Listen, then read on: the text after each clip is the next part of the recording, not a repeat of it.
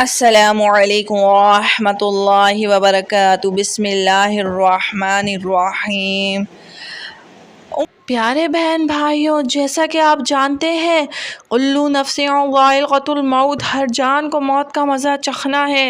قیامت کے دن اللہ تبارک و تعالی مردوں کو کس طرح زندہ کرے گا، یعنی قیامت کے روز حضرت آدم علیہ نبینا علیہ الصلاۃ والسلام سے لے کر قیامت تک کہ مسلمان جو مر چکے ہیں یا جو بھی دنیا میں موجود ہے مر چکے ہیں، انہیں بروز قیامت اللہ تبارک و تعالیٰ کیسے زندہ فرمائے گا، یہ سوال ہم سب کے ذہن میں آتا ہے۔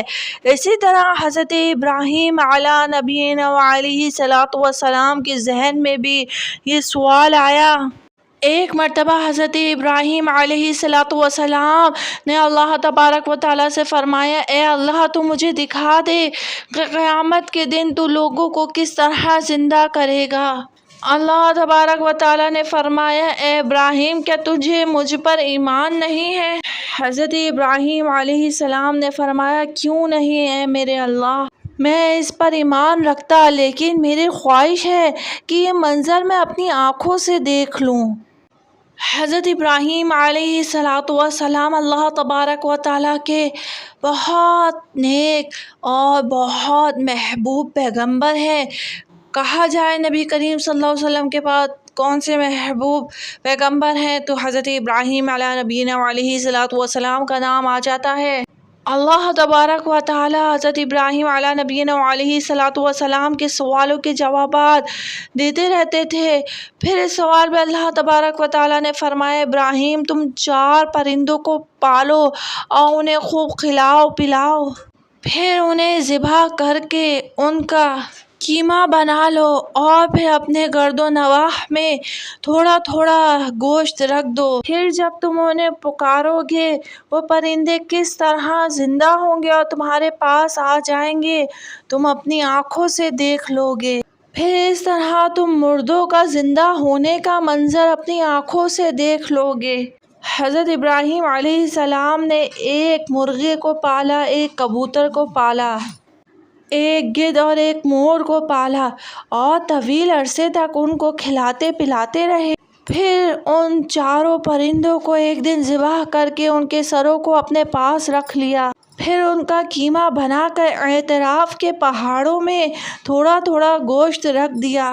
پھر حضرت ابراہیم علیہ السلام نے ان پرندوں کو دور کھڑے ہو کر آواز دی، اے مور، اے کبوتر، اے گدھ، اے مرغ۔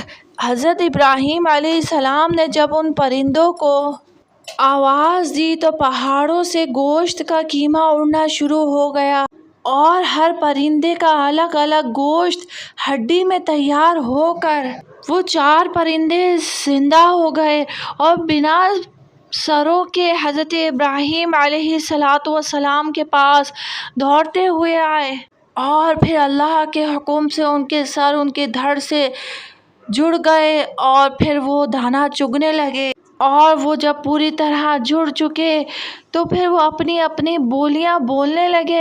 حضرت ابراہیم علیہ الصلاۃ والسلام نے اپنی آنکھوں سے مردوں کو زندہ ہونے کا منظر دیکھا اور پھر ان کے دل کو سکون مل گیا۔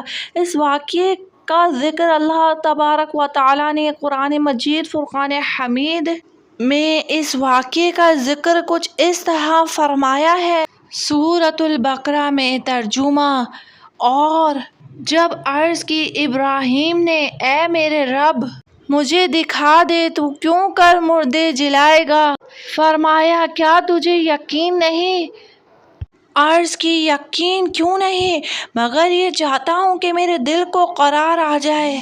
تو فرمایا اچھا، 4 پرندے لے کر انہیں اپنے ساتھ ہلا لے اور پھر ان کا ایک ایک ٹکڑا لے کر پہاڑ پر رکھ دے اور پھر انہیں بلا، تیرے پاس چڑھ آئیں گے پاؤں سے دوڑتے، اور جان رکھ اللہ غالب اور ذکر والا ہے۔ اس واقعے کا مقصد عقیدہ آخرت ہے، یعنی قیامت کا دن آئے گا اور جو مرے ہوئے لوگ ہوں گے وہ واقعتاً زندہ ہو جائیں گے۔ اللہ پاک پر ایمان رکھنا اور اس کی حکمتوں کو جاننا یہ ہم سب پر لازم ہے۔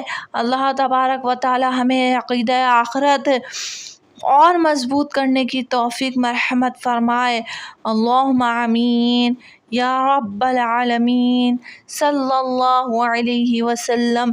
پیارے بہن بھائیوں، امید ہے آپ کو اپنی اس بہن کی ویڈیو پسند آئی ہوگی۔